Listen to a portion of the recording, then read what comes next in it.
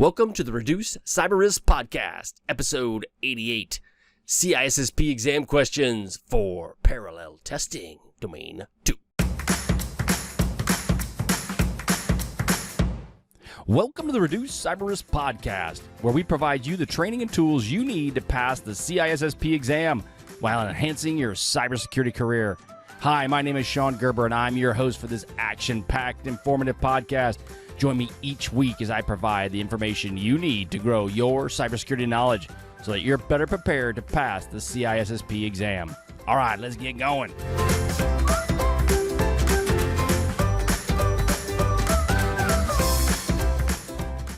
Hey, good morning. I hope you all are doing well this beautiful day. It's a wonderful day in this great state of Wichita, Kansas.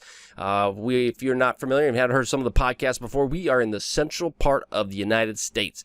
So yes, as the world has become a very much smaller place as it relates to what's going on in the current environment, everybody's pretty much hyper aware of where everybody else lives. So it's a good thing, right? It's a positive thing that you can now keep them tapped on where people actually are. So we are in Kansas, right? So where Dorothy, if you watch the movie The Wizard of Oz, it's where she is from.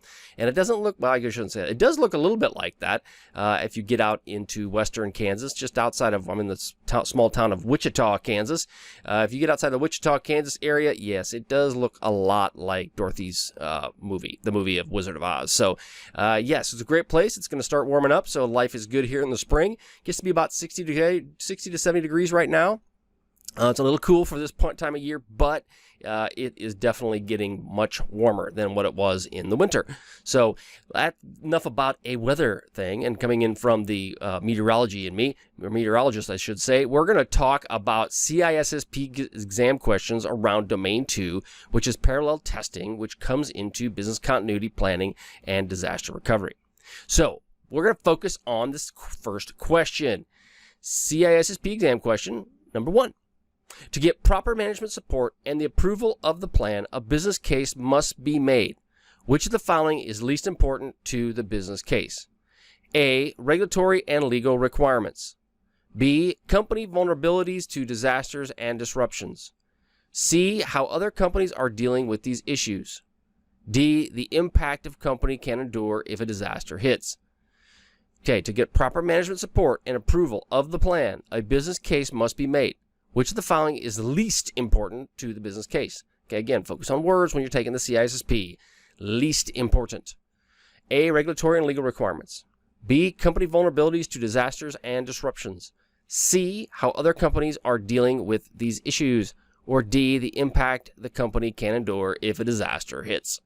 Since you're focusing on least, the answer is C.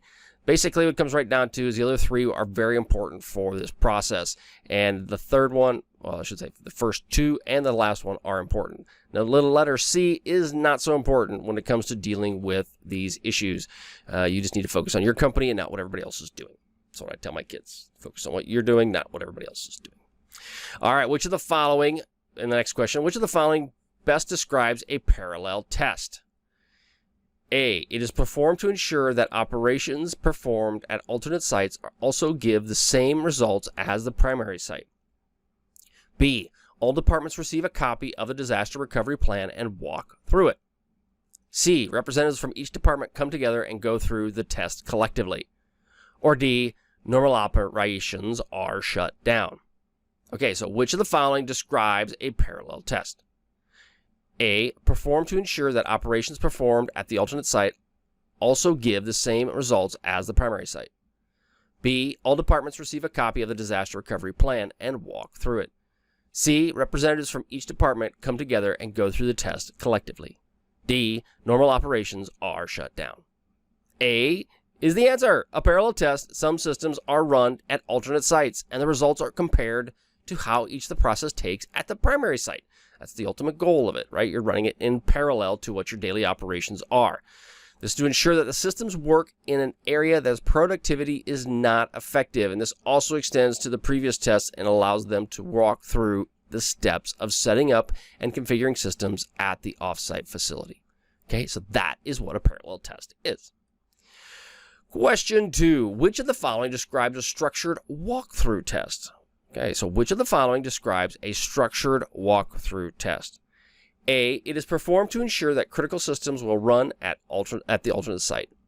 B, all departments receive a copy of the disaster recovery plan and walk through it. C, representatives from each department come together and review the steps to test collectively without actually performing those steps. C, normal operations are shut down. Okay, so which of the following describes a structured walkthrough test? A, it is performed to ensure that critical systems will run at the alternate site. B, the departments receive a copy of the disaster recovery plan and walk through it. C, representatives from each department come together and review the steps of the test collectively without actually performing those steps. D, normal operations are shut down. The answer is C. During a structured walkthrough test, functional representatives review the plan, ensuring its accuracy and it is correctly and accurately reflects the company's recovery strategy. Okay, again, these questions do come from Brainscape, and there will be a link in the show notes around that. But again, that is what a structured walkthrough test is. All right, final question. When is the emergency actually over for a company? Well, if it's coronavirus, it goes on and on and on. Just hope we can survive it all. That's the ultimate goal. Just don't read the news. If you read the news, we're all going to die. And so, yeah, I got to stop doing that myself because it's kind of quite depressing and annoying. A, when is the emergency actually over for a company? A, when all people are safe and accounted for. B, when all operations of people are moved back into the primary site. C, when the operations are safely moved to the off-site facility. D, when the civil official declares all is safe. Okay, so when is an emergency actually over for a company? A, when all people are safe and accounted for. B, when all operations and people are moved back into the primary site. C, when operations are safely moved to the off-site facility. Or D, when an official declares that it's all safe. And the answer is B. The emergency is actually not over until the company moves back into the primary site. The company is still vulnerable to risk while it's operating in an alternate crippled state. This is a state of vulnerability. It is not over until the company is operating the way it was prior to the disaster. Of course, this may mean your primary site has to be totally rebuilt if it has been destroyed. Okay, now that's based on this thought process, right, of a site gets knocked out by a tornado, hurricane, tsunami, you name it, right? But at the end of the day, we might be operating in a state as we are for quite some time. Just depends on the situation.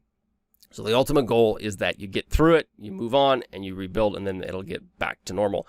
However, that may take longer than most people anticipate. All right, so that is all I have for the questions today. Please go to ShonGerber.com. I have some free training out there. There's a CISO training that's available for my podcast listeners. You just go to the front page, you'll see it. It is CISO training. Now, I warn you, it is in a state of draft, and so there is a few slides. Obviously, there are still modules that are being created, but based on the situation we're currently living in, it's probably a really good idea for you to go get some CISO training because you never know what's going to happen with the economy and where it's going to head. So, yeah, now's a good time to go get some extra training. All right, I hope you have a wonderful day, and I hope that you take care of yourselves, stay safe, and we'll catch you on the flip side. See ya.